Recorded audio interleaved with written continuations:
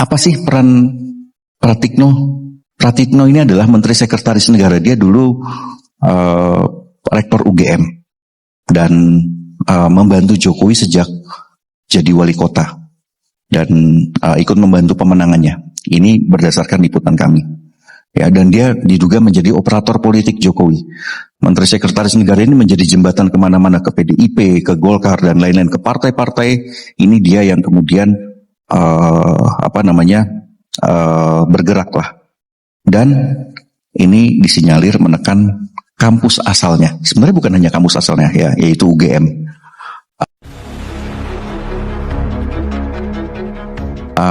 Kami dapat cerita waktu itu setelah kami goes to kampus di UGM, nggak lama kemudian kan Jokowi datang ya ke Jogja, dan di situ waktu kami datang tuh ada spanduk-spanduk gitu menolak atau mengkritik pemerintah. Nah, begitu Jokowi datang, itu spanduk-spanduknya dicopot, dan informasi yang kami dapat itu memang ada instruksi. Pratikno terus dituding menjadi otak rusaknya dunia kampus. Hal itu berdasarkan investigasi majalah Tempo. Bukan hanya itu saja, Pratikno dituding menjadi operator politik mantan Presiden Jokowi dalam beberapa kesempatan. Salah satunya saat memuluskan langkah putra sulung Jokowi, Gibran Rakabuming Raka, menjadi capres setelah keluarnya putusan Mahkamah Konstitusi. Dan Pratikno ini dulu meminta kampus-kampus, forum rektor kampus itu untuk mendukung Ganjar Pranowo. Ya, setelah Jokowi beralih mendukung Prabowo, dia meminta forum rektor ini untuk mendukung Prabowo. Nah, selain itu, Pratikno ini diduga ini melobi hakim-hakim MK supaya mendukung atau membuka ruang untuk Gibran Rakabuming Raka menjadi calon wakil presiden. Waktu itu putusan MK kan membolehkan mereka yang belum berusia 40 tahun ya untuk menjadi calon presiden atau calon wakil presiden sepanjang dia menjadi kepala daerah. Pratikno memang dikenal ahli dalam bidang kebijakan publik, politik desentralisasi, dan politik keuangan negara. Jabatan selama 2 periode telah menghilangkan etika yang diembannya sebagai akademisi. Meskipun ia telah mempelajari etika, transparansi, keadilan sosial, dan norma hukum, namun usai menjadi menteri membuatnya menanggalkan nilai-nilai itu. Bahkan politik adalah urusan publik yang terkait dengan etika dan norma. Nah, ini bentuk lain ancaman ke kampus. Ya, pertama, ramai-ramai memberi gelar kehormatan. Ini yang dilakukan oleh kampus juga ya, dua sisi jadinya. Kita lihatlah, ada begitu banyak kampus yang lebih dari satu, buat saya sudah too much ya. Memberikan gelar kehormatan, entah itu profesor, entah itu doktor kehormatan kepada politikus. Itu yang benar politikus, bukan politisi. Kenapa? Karena kelakuannya kayak tikus gitu ya. Dan politikus ini akhirnya banyak sekali yang mendapatkan gelar doktor gitu, dan kita tahu kemudian penelusuran kami yang sudah berulang kali diulas di majalah Tempo bahwa mereka ini ada lobby-lobby, memberikan uang dan lain-lain. Ya, kalau kita bicara ada orang-orang yang sangat tidak layak ya. Ada yang jurnalnya, artikel yang dia publish itu terindikasi tidak dia bikin sendiri, tapi kemudian bisa mendapat gelar profesor. Berdasarkan investigasi yang dilakukan, Pratikno diduga telah melanggengkan kekuasaan sang majikan. Bahkan, Pratikno pun terseret dalam pusaran kasus korupsi BTS 4G Bakti Kominfo yang ditangani Kejaksaan Agung. Selain memuluskan Gibran menjadi capres yang belum cukup umur di MK, manuver Pratikno juga menyasar partai-partai. Nah, itu memang nasib rakyat yang begitu, host. Jangan salahkan apa-apa semua salah Jokowi. Nanti kalian kesandung pun yang disalahkan Jokowi kan. Itu karena kebencian kalian ini, termasuk hostnya itu. Bagaimana sih? Ya ini memang kita pakai hati. Makanya kita sebagai rakyat itu kalau ngomong, menyampaikan sesuatu, otaknya jangan ditinggal di rumah. Ini udah aku bawa, host, otaknya ini udah aku bawa. Ini pokoknya Ya, Bang Yos ini nanti dia kena batunya kayak di roomnya tadi. Ya, ya gini, saya tanggapin ya, kita ini harus jujur juga ya, semuanya harus jujur dengan logika ya. Ya, saya dulu kalau Pak Jokowi itu memang jujur, mungkin sampai sekarang saya akan mendukung Gibran ya. Tapi karena kebanyakan kebohongannya, ya kan di perjalanan, itu jadi saya pun sebagai rakyat ini malu mendukung dia ya. Ya kan? Seperti saya pernah buka room ya, berdebat sama Parlo, sama Nasir ya. Jadi saya diketawain orang gitu kan. Akhirnya kan nggak ada bukti. Seperti mobil SMK ngotot saya dulu. Iya kan? Tahu-tahu memang nggak ada. Mana mau nih? Sampai sekarang saya minta maaf sama si Parlo itu. Sama Nasir ya. Masalah duit 11.000 triliun. Ya kan? Masalah jabatan rangkap-rangkap. Ya kan? Mana ada itu terbukti bicaranya, satu pun nggak ada terbukti ya. Masih tengok menteri dia ya, merangkap semua tuh, dari Luhut, dari ini Bahlil, ya kan, katanya tidak impor negara kita negara subur, ngapain kita impor itu merugikan rakyat, merugikan bangsa, tahu-taunya impor luar biasa. Jadi itu mana yang bisa dipercaya sama Jokowi. Jadi saya ini cuma membela yang benar aja bang, bukannya hanya saya membela salah Jokowi. Jadi kita jangan fanatik lah, mendukung Jokowi ini ya. Kalau memang Jokowi itu salah ya salah. Seperti Izazah ini kan, kalau memang beliau itu negarawan, cinta dengan rakyat kita bang, nggak perlu dia adu domba, rakyat dibentur-benturkan ya. Tunjukkan aja, udah simple. Jadi orang tidak lagi berani, ya kan? Kenapa harus kita ada yang masuk penjara? Apakah Pak Jokowi senang melihat rakyatnya masuk penjara ya? Jadi gitu, sebenarnya kalau mereka Pak Jokowi ini negarawan, walaupun itu lawan politik dia, itu rakyat dia, ya kan? Jadi kan nggak perlu lagi baru kita bermusuh-musuhan kalau kira-kira memang beliau jujur. Tapi karena beliau ini memang menikmatin haus kekuasaan, yang katanya cinta dengan rakyat, bukan cinta dengan rakyat. Dia bahkan ibarat tuh dikatakan untuk kepentingan keluarganya dia sendiri. Ya, makanya saya bilang tadi, ya kan saya bukan orang PDIP, tapi dia pengkhianat dengan PDIP ini ya. Anak, menantu udah dijadikan semua. Tega-teganya. Ya kan? Dia mengkhianatin. Itu makanya nanti tidak akan dipercaya sama partai-partai lain. Seperti Golkar kan memberi harapan. Nggak mau itu, Bang. Yakin saya nggak mau orang-orang itu ya. Apalagi ke Gerindra. Prabowo itu udah tahu. Sedangkan Megawati aja katanya. Ya Mbak, puluh-puluh tahun mengangkat dia menjadi anak, kan kader emas katanya kan, lagi dia anaknya apalagi Prabowo, bukan saya mengadu domba, ya kan? Coba ucapkan aja terima kasih dengan partai PDIP kan. Dulu kami ini dikenalkan partai PDIP bang dekat rumah saya nih bang, masalah Jokowi dari Solo dari apa, dulu kami nggak kenal sama Jokowi nih, siapa Jokowi nggak kenal kami di Kalimantan sini ya. Jadi kita janganlah kacang lupa di kulit. Nggak boleh juga kita, ibarat itu dikatakan udah selesai jabatan kita, itu dibuang langsung ya partai itu ya. Bahkan dijelek-jelekan. Coba dulu kan isu Prabowo. Dulu biji pelernya sebiji, anaknya nggak suka perempuan. Itu isu dari mana? Dari para pendukung Jokowi. Sekarang udah pisah dari PDIP. Kan nggak ada lagi isu itu. Seperti Anies dulu kan, dibilang radikal. Ya kan, Yaman. Sekarang ini hilang semua, nggak ada lagi PDIP ngatain itu, nggak ada. Jadi inilah pendukung-pendukungnya Jokowi ini. Janganlah kita ibarat cuma bikin hoax, ya kan, yang benar bilang benar, yang salah bilang salah. Kader PDIP nih host, nggak fair nih bernarasi kayak gini. Ya nggak apa-apa, nanti ditanggapi oleh Bang Agape nanti. Bang, kalau saya kader PDIP bang, selusurin. Ya betul ini saya, KTP nggak apa-apa, saya. Bang Rahman, nggak apa-apa Bang Rahman. Anggap aja betul, nggak apa-apa. Nanti ada Bang Agape. Pernah lo nama jadi kader PDIP. Waya, aku mandi dulu ya. Di sini Tarkem. Aku mandi dulu ya, Waya. Ada Aku saya mandi orang dulu PDIP dulu loh. ya. Tarkem di sini. Ya Rukat. Ya itu aja lah kawan-kawannya, yang lain aja dulu. Oke, silakan Bang Agape. Gimana Bang Agape tanggapannya? Narasinya itu aja tak terus dari tadi Bang Rahman ini. Silakan Bang Agape.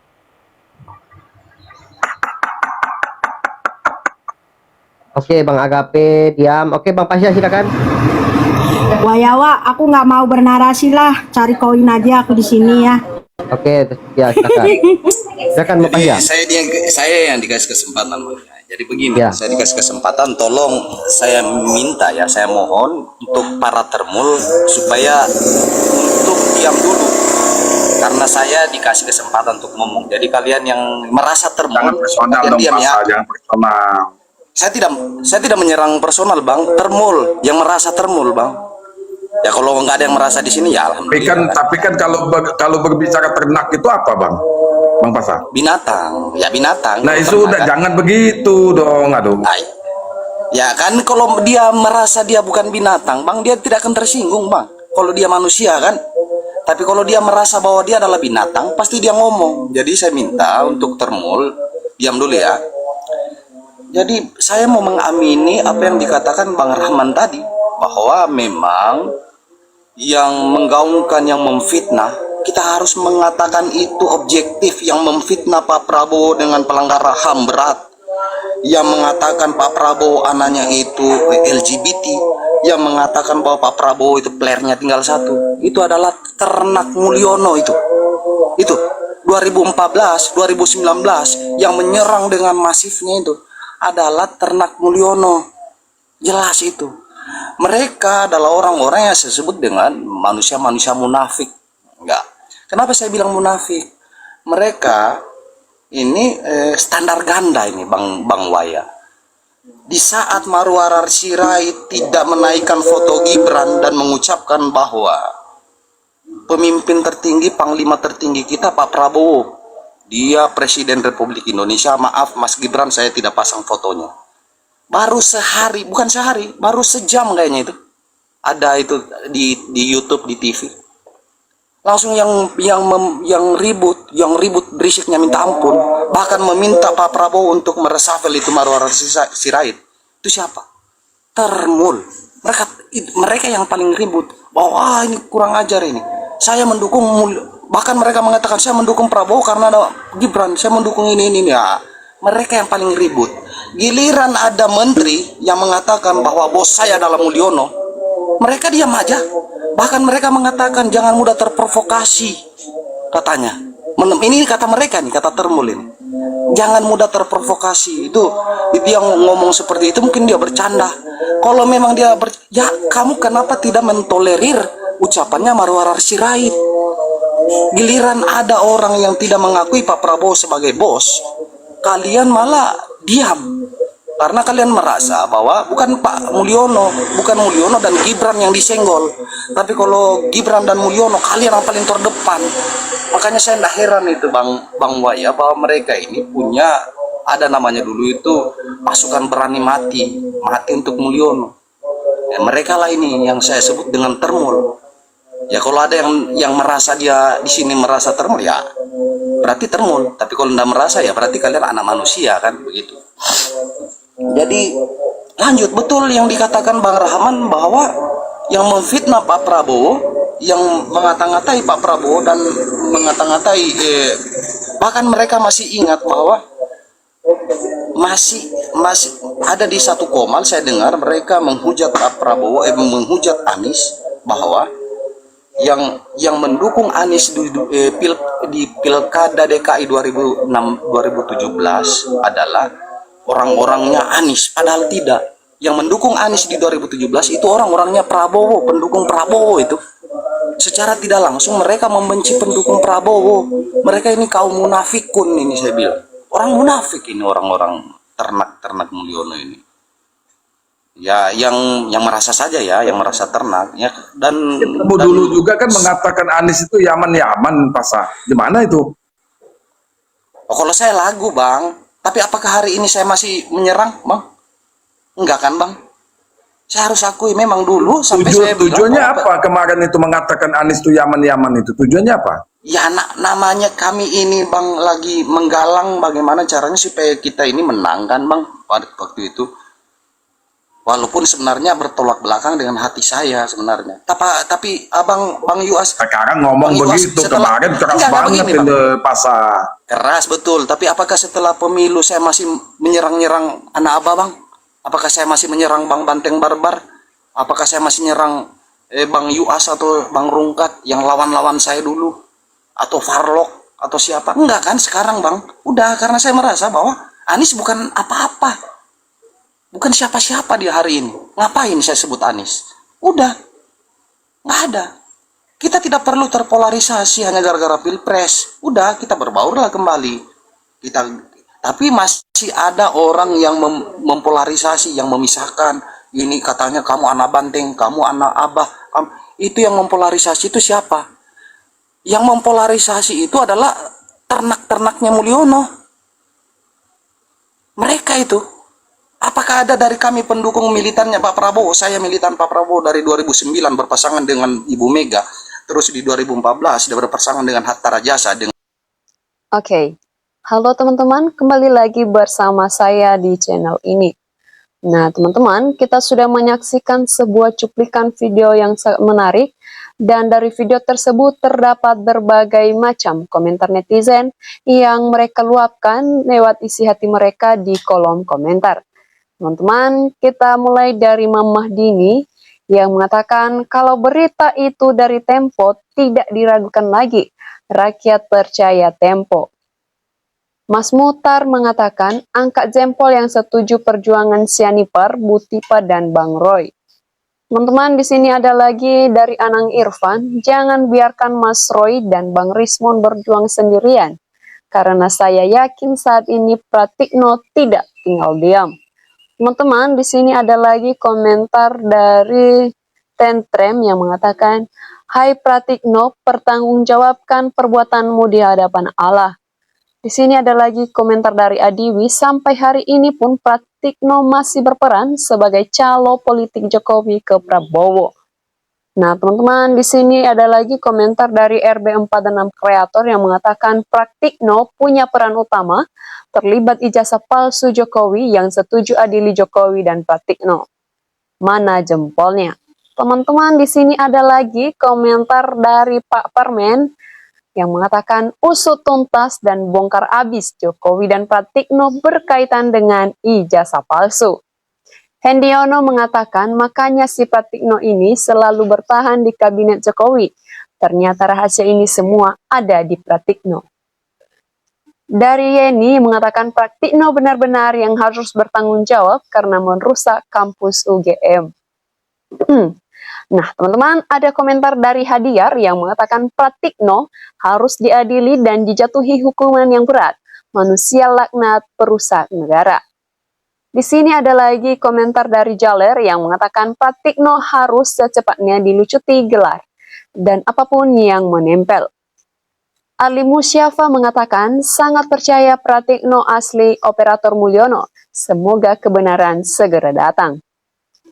Nah, di sini ada lagi komentar dari Nanang Hadi yang mengatakan Tempo kritis dan terpercaya tidak bisa dibungkam oleh penguasa. Buka terus kebobrokan penguasa.